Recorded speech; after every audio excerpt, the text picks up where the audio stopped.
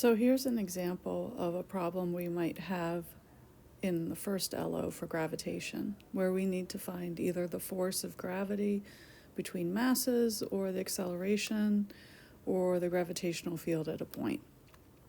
Okay, so this problem is going to cover two of those things. We're given a scenario where we have three masses at the corners of a square. One of the corners is blank, and that's point P, and we are going to try to find the gravitational field at that location. I'm going to number the masses to make it easier to keep straight, because the gravitational field is expressed as big G times the mass over the radius squared. The direction of the gravitational field will always be towards the mass that's causing it. I'm going to use this fact to draw the vectors for the gravitational field caused by each of the individual masses 1, 2, and 3.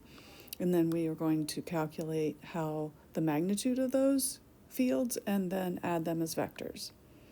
These arrows are going to help me. So for mass 1, it would create a gravitational field towards it when we're at point P. So that gravitational field G1 is up. Gravitational field due to mass 2 is towards it. That's going to be on the diagonal. And the gravitational field G3 due to the third mass is going to be towards it and pointing to the right. Now I need to find the magnitude of these. G1 and G3 are going to be exactly the same magnitude because they have the same mass, that's magnitude of mass that's causing it, and same distance away from point P. So this is going to be big G is 6.67 times 10 to the minus 11. The mass is 1 kilogram. The distance is 0.5, and we square that. It gives us a gravitational field magnitude for G1 and G3 of 2.67 times 10 to the minus 10. It's measured in meters per second squared. G2 is a little bit different because it has a different distance. 6.67 times 10 to the minus 11. It's also caused by a different mass, which is 2 kilograms. The distance is 0.707. We could use the Pythagorean theorem to find that. We square it. G2 ends up to be, interestingly, 2.67 times 10 to the minus 10 meters per second squared.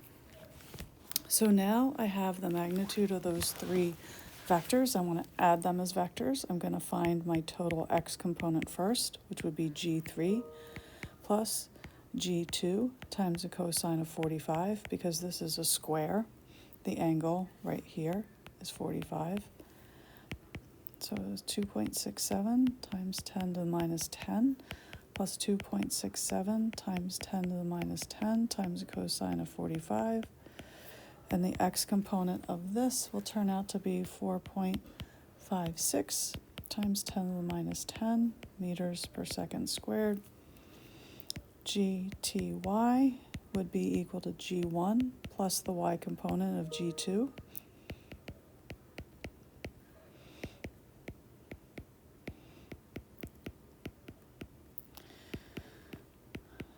You can see that basically the calculation of this is exactly the same, since the sine and cosine of 45 are exactly the same. So I get 4.56 times 10 to the minus 10 meters per second squared. G total can be found through the Pythagorean theorem now that I know their x and y components.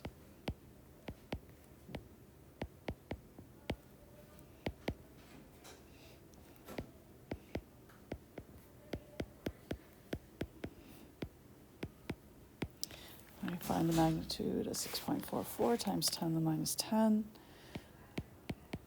I can go through the motions of finding the angle, but I should know it's 45 degrees because my x and y component are the same.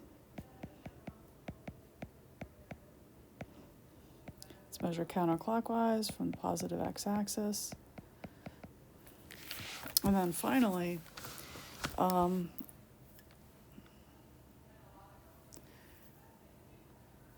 the force of gravity can be expressed as big G, M1, M2 over r squared, but I could also write it as m times the gravitational field.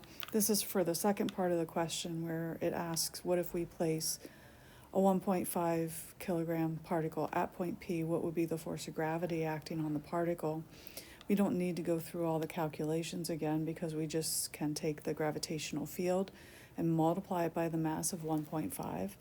So it's going to be 1.5 times that 6.44 times 10 to the minus 10. We find the 9.67 times 10 to the minus 10 newtons is the force, and it's parallel, it's in the same direction that we found for G. So it's at that 45-degree angle. All right, so here's just one example of what you might encounter for this particular LO.